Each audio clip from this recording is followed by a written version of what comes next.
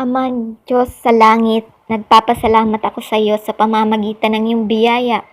Tumayo ako sa pananampalataya sa otoridad na mayroon ako bilang isang naniniwala sa Panginoong Hesukristo, isang kapwa tagapagmana ng kanyang kaharian, at upang labanan ang dyablo at matatag na tumayo sa aking pananampalataya.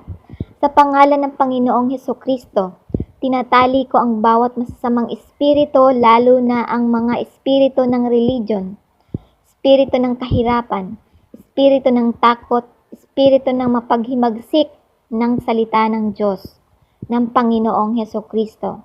At bawat masamang plano na ginawa sa lugar na ito, kinakansila ko ang mga plano ng kalaban at ipinapahayag ang mga plano ng Diyos para sa lugar na ito.